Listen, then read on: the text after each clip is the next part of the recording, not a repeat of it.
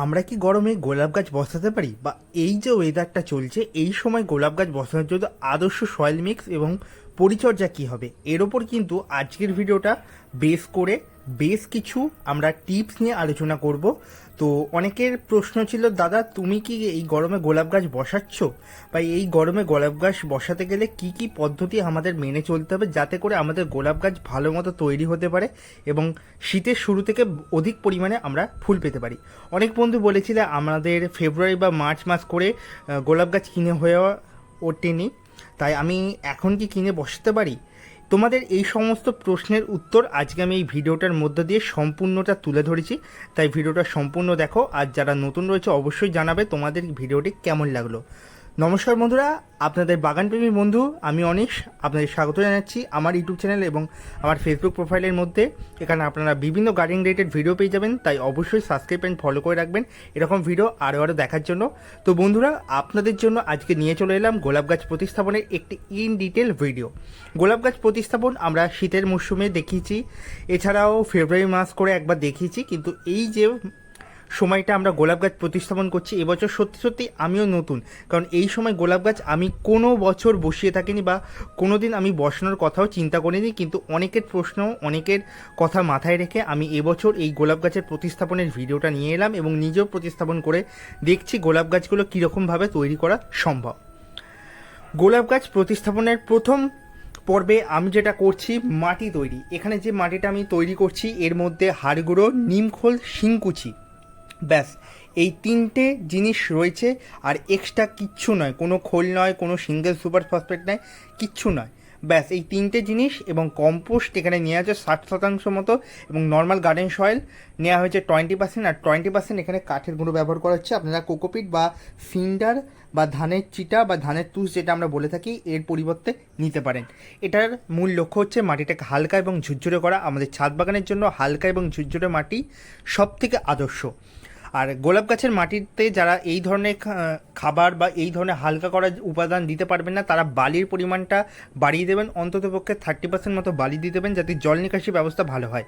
ভালো গোলাপ গাছ করার পেছনে মূল যেটা লুকিয়ে থাকে সেটা হচ্ছে ভালো ড্রেনেজ যুক্ত মাটি। আর আমার কাছে যেহেতু গাছগুলো একদম ছোটো 3 ইঞ্চি প্যাকেটের মধ্যে রয়েছে, আমি গাছগুলোকে 4 ইঞ্চি 4 টবের মধ্যে বসানোর জন্য আমি নিয়ে নিচ্ছি, এবং 4 ইঞ্চি এই যে টবগুলো তোমরা দেখছো এই টবের মধ্যেই গাছগুলো বসাবো। আর গোলাপ গাছ এই গরমের সময় বসানো সব থেকে ভালো পদ্ধতি হচ্ছে এই ছোটো টবের মধ্যে বসানো, একদম ছোটো টব, খুব বেশি বড় টব না। আমি এখানে 6 ইঞ্চি বা 8 ইঞ্চি টব চাইলেই নিতে পারতাম, কিন্তু আমি নিলাম না, যেহেতু অত্যধিক গরম চলছে, হিউমিডিটি প্রচুর, তাই আমি এইটা অ্যাভয়েড করছি, একদম ছোট জায়গার মধ্যে বসাচ্ছি। আর আমি টবের ড্রেনেজটা প্রথমত ভালো মতো বানিয়ে নেওয়ার চেষ্টা করব, কারণ টবের ড্রেনেজ যত ভালো হবে তত পরিমাণে কিন্তু আমাদের গাছের শিকড়ের বিস্তার ভালো হবে। আর প্রথমত দেখতে পেলে আমি গ্রো ব্যাগ সহ গোলাপ গাছটিকে সম্পূর্ণ আমি এই বালতির মধ্যে জল নিয়ে কিন্তু ভিজিয়ে রেখে দিয়েছি, কারণ আমাদের মাথায় রাখতে হবে এই গোলাপ গাছের যে মাটিটা থাকে এটা সম্পূর্ণ এঁটেল মাটি। এই এঁটেল মাটির মধ্যে যদি গোলাপ গাছ দীর্ঘদিন ধরে থেকে থাকে তাহলে কিন্তু এই গোলাপ গাছের শিকড়ে বাউন্ড সৃষ্টি হবে, বা শিকড়ে বিস্তার করতে না পেরে ধীরে ধীরে গাছটি ডাইব্যাক রোগে আক্রান্ত হয়ে মারা যেতে পারে। আর গোলাপ গাছের মাটি ধুয়ে বসানো এই সময় কতটা দরকার, বা কেউ বলতে পারো এই সময় কি ধুয়ে বসালে গাছটি সার্ভাইভ করবে না করবে, সেই বিষয়ে একটা কথা বলে রাখি। আমরা কিন্তু রুট ট্রিটমেন্ট গত 1 সপ্তাহ চালিয়ে যাব, তাই আমরা নিঃসন্দেহে বসাতে পারি। রুট ট্রিটমেন্ট বলতে আমরা হিউমিক অ্যাসিড, এপসম সল্ট এবং এনপিকে 13-0-45 ব্যবহারের কথাটা কিন্তু আমি বলছি। তো এরপর ধীরে ধীরে আমি গ্রো ব্যাগ থেকে বার করে নিচ্ছি। গ্রো ব্যাগটা কাটছি না, যেহেতু আমার প্রয়োজনে লাগবে, তো যাদের প্রয়োজনে লাগবে না গ্রো ব্যাগ তারা অবশ্যই কেটে বাদ দিয়ে দিতে পারো।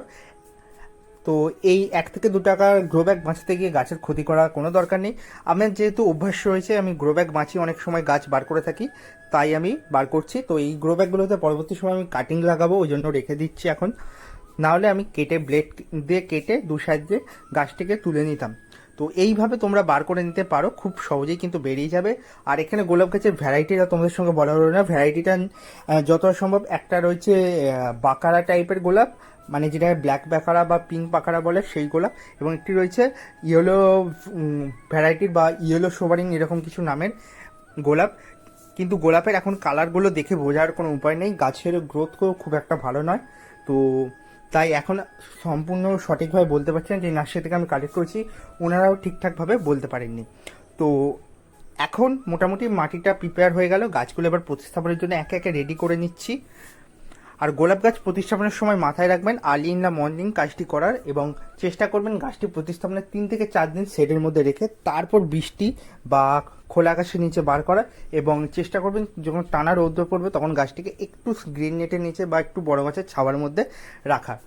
আর এখন যেহেতু বৃষ্টি বাংলার বিক্ষিপ্তভাবে হচ্ছে বিভিন্ন জায়গায়, তো এই বৃষ্টির জল যদি আমাদের গাছ একবারও পেয়ে যায় তাহলে গাছের বৃদ্ধি আটকাতে কেউই পারবে না।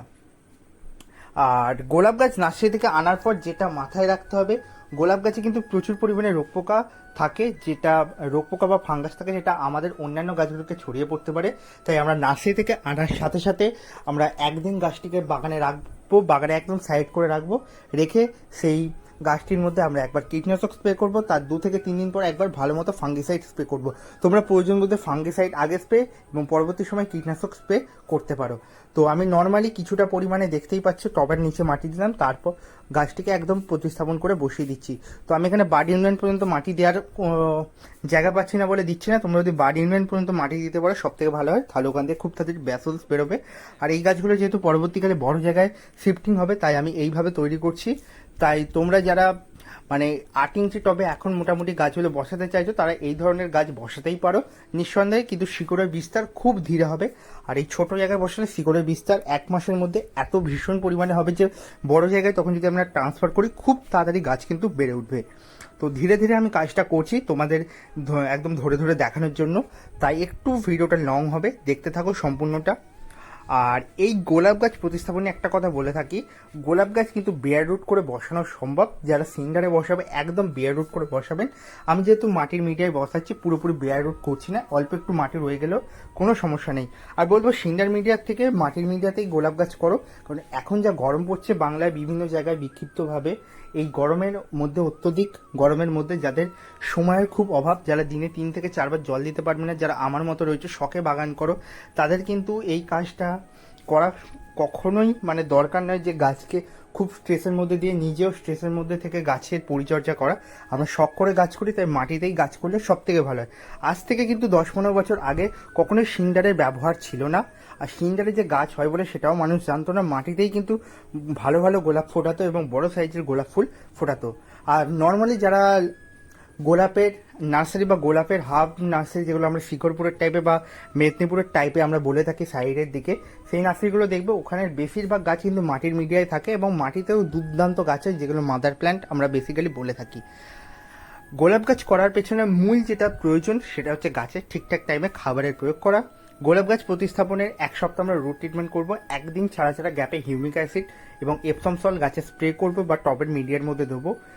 মানে যে জলটা মাটি শুকনো হলে যে আমরা যে জলটা দেবো তার মধ্যে এপসম সল্ট এবং হিউমিক অ্যাসিড থাকবে মাস্ট। এই কাজটা যদি 3 বার চালিয়ে যেতে পারো, গাছ কোনোভাবে স্ট্রেসে যাবে না এবং গাছটি ভালো মতো বেঁচে থাকবে। তো এরপর দেখে নাও আমি গাছে জল দেওয়ার জন্য এটা করছি, হিউমিক অ্যাসিড এবং এপসম সল্ট নিয়ে নিচ্ছি 1 চামচ পরিমাণে এপসম সল্ট, যেটা 5 গ্রাম মতো হবে, এবং ওতে কিছু পরিমাণ হিউমিক অ্যাসিড নিয়ে নিচ্ছি, মানে মোটামুটি 3 থেকে 4 ml মতো হিউমিক অ্যাসিড নিয়ে নিচ্ছি। এটা আমাদের গাছের শিকড়ের বিস্তার ঘটাবে এবং গাছ যে আমরা বেয়ার রুট করে বসালাম, গাছ কোনো রকমের স্ট্রেসে যাবে না। তো বন্ধুরা, এই ছিল আজকের ভিডিওটি ভালো লাগলে লাইক করবে, শেয়ার করবে বাগান প্রিয় বন্ধুদের কাছে। দেখা হচ্ছে খুব তাড়াতাড়ি আরও নতুন ভিডিও নিয়ে। আর এই জলটা কিন্তু মাস্টলি গাছে দিতে ভুলো না। প্রথমবার যখন গাছ বসাবে তোমরা যে কোনো গাছেই এই রকমভাবে জল তৈরি করে গাছে ব্যবহার করো, গাছ দেখবে নিঃসন্দেহে স্ট্রেসে যাবে না এবং গাছ খুব তাড়াতাড়ি গ্রোথ ধরে নেবে। আর গাছটিকে এখন পুরোপুরি শেডি এরিয়ার মধ্যে রাখতে হবে। চেষ্টা করবে দিনে 2 বার করে জল দেওয়ার, এবং টবের মাটি যখনই শুকনো হবে তখনই গাছে জল ব্যবহার করা। তার পাশাপাশি গাছে যদি শুকনো ফুল পাতা থাকে সেগুলো কেটে সরিয়ে দাও। আর গাছ ভালো করার জন্য অবশ্যই ফলো করবে চ্যানেলটিকে।